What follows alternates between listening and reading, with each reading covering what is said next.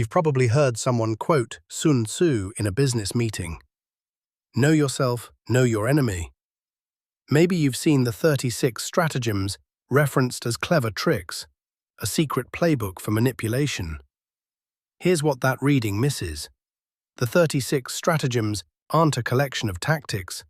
They're a window into something far more fundamental, the way Chinese civilization encoded conflict itself into a completely different operating system. By the end of this video, you'll never look at Chinese strategy the same way again. Most people, when they encounter the 36 stratagems, treat them like a list. Stratagem 1. Deceive the sky to cross the ocean. Stratagem 2. Besiege Wei to rescue Zhao. 36 entries. Read them, memorize them, apply them. But that's reading the output without understanding the code. The 36 stratagems weren't written by a single philosopher. They weren't handed down from a military academy. They emerged, gradually, organically, from the accumulated experience of a civilization navigating centuries of conflict. And here's the crucial detail. They weren't designed for generals. They were designed for everyone. In Chinese civilization, strategic thinking was never separated from daily life. The same frameworks that moved armies on a battlefield, create illusions, use the opponent's momentum, never commit fully to a losing position. These were the frameworks a merchant used in a negotiation, a farmer used in a land dispute, a court official used in a political rivalry. The Chinese word is mo. It means strategy, but not military strategy. It means calculated judgment in any situation where force alone is insufficient. And that phrase, where force alone is insufficient, is where the real story begins. Here's what's actually happening. The 36 stratagems represent the operating logic of a civilization that could not optimize for brute force. Think about what China's reality demanded. An agricultural civilization managing a vast territory, an enormous population, constantly shifting internal pressures, and external threats from nomadic warriors along the northern steppe who were, man for man, often formidable fighters. Direct confrontation was frequently the worst option. So China's civilization code arrived at a different optimization target entirely. Win without fighting. Sun Tzu made it explicit. Shang Bing Fa Mo. The supreme art of war is to subdue the enemy without fighting. This wasn't idealism, it was engineering. While Western military tradition, from the Greeks through Clausewitz, built doctrine around the decisive engagement, the moment of maximum force meeting maximum force, China's code was building something different. A framework for achieving outcomes through positioning, timing, and the manipulation of conditions, rather than the raw application of power. But here's what makes this civilizationally significant. China didn't keep this framework inside military manuals. It encoded it into the language itself.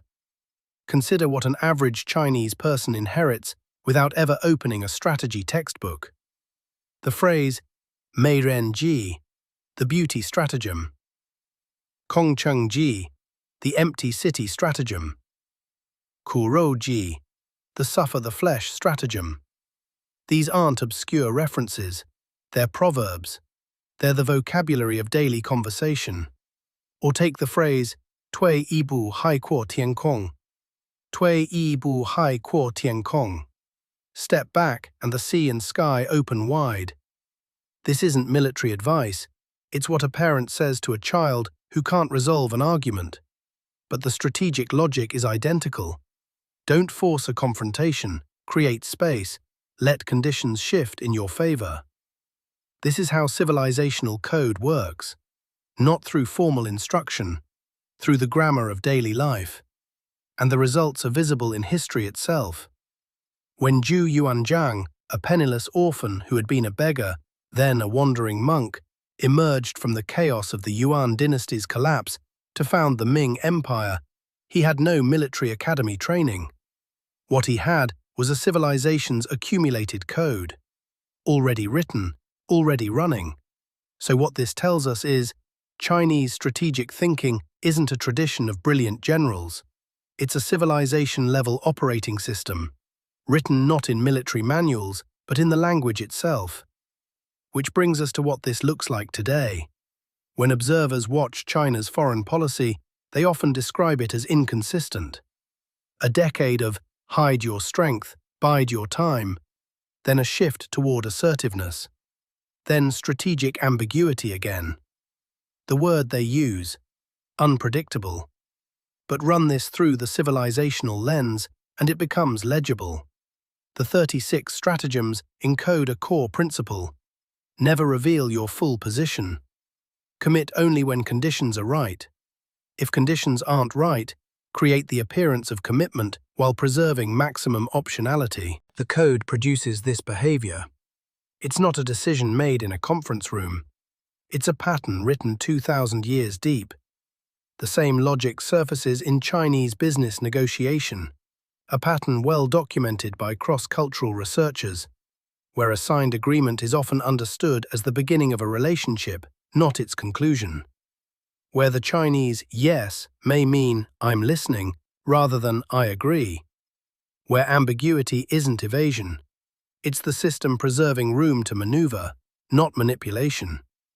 A different operating system for navigating conflict when direct confrontation costs more than it gains. And this raises a bigger question, one this channel explores in depth.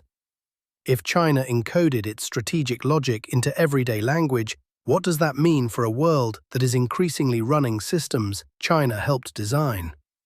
The governance of information, the management of large-scale collective behavior, the architecture of systems that shape outcomes without direct command. This isn't ancient history becoming modern metaphor. The code is still running. If you want to understand not just the 36 stratagems, but the full operating system behind them, the civilization-level logic that produced them, that's exactly what this channel is built to decode.